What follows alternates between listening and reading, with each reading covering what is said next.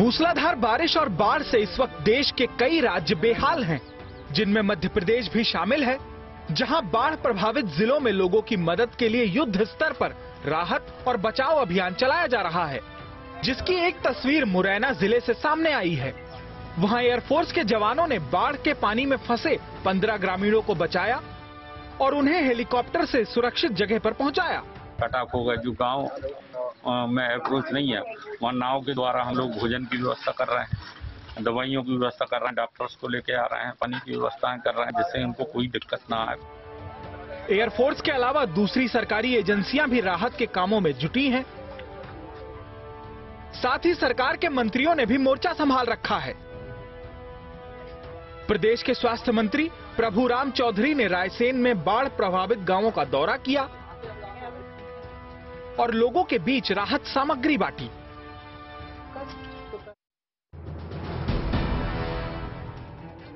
UP के प्रयागराज में पिछले 2 दिनों में गंगा और यमुना नदी का जलस्तर बढ़ने की वजह से नदी का पानी लोगों के घरों तक पहुंच गया है।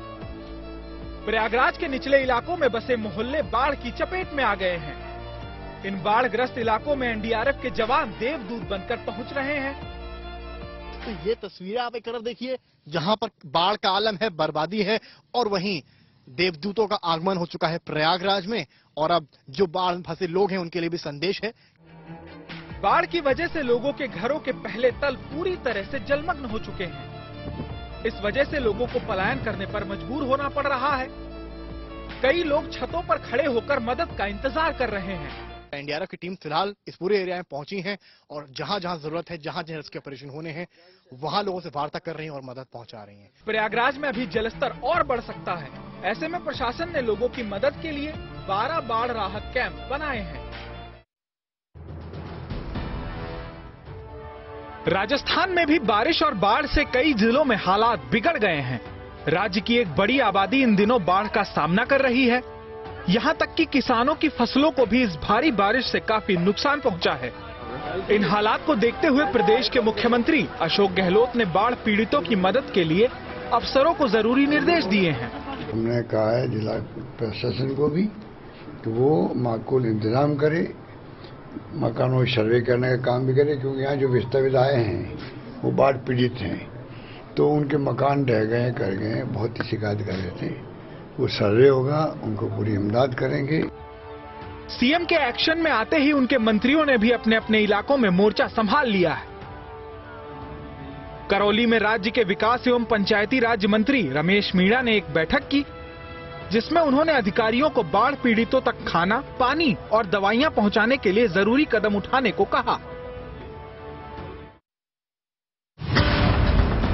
भूपेंद्र सिंह चौधरी उत्तर प्रदेश बीजेपी के नए अध्यक्ष होंगे। बुधवार को उन्हें दिल्ली बुलाया गया था, जहां उन्होंने राष्ट्रीय अध्यक्ष जेपी नड्डा से मुलाकात की थी।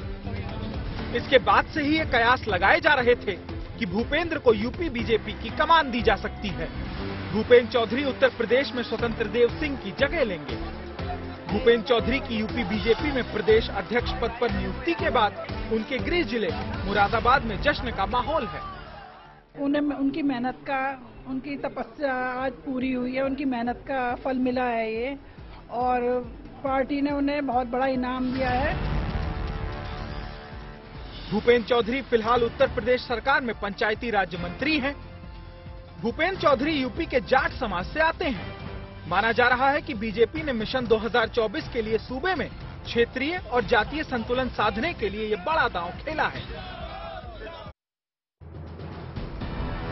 दिन 28 अगस्त रविवार, वक्त दोपहर 2:30 बजे और 3700 किलोग्राम विस्फोटक, जिसका इस्तेमाल कर सेक्टर 93A में मौजूद इन ट्विन टावर्स को 10 से 12 सेकंड में जमींदोज कर दिया जाएगा। इन ट्विन टावर्स में एक 32 मंजिला जबकि दूसरा 30 मंजिला है, जिन्हें गिराने की पूरी तैयारी एलिफेंस इंजीनियरिंग नाम की एक कंपनी ने कर ली है और इसका रिहर्सल भी किया जा रहा है।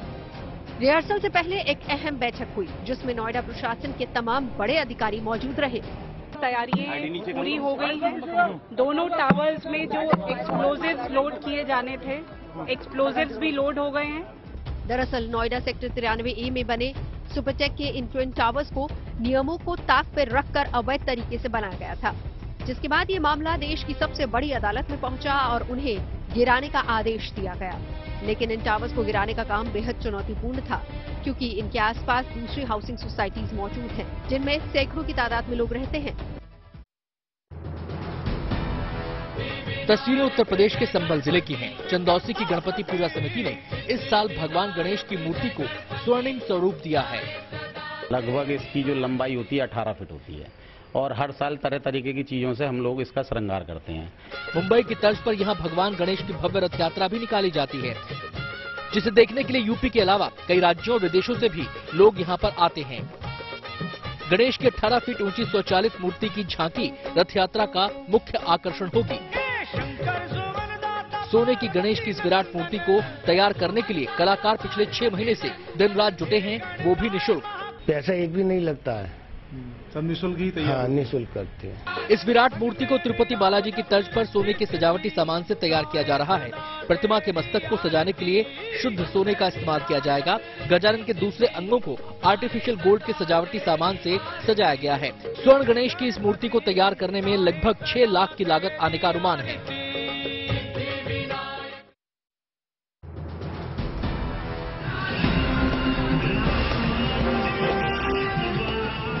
यूपी के गोरखपुर में सिंधी समाज के लोगों ने धूमधाम से अपने आराध्य भगवान झूलेलाल की जयंती मनाई।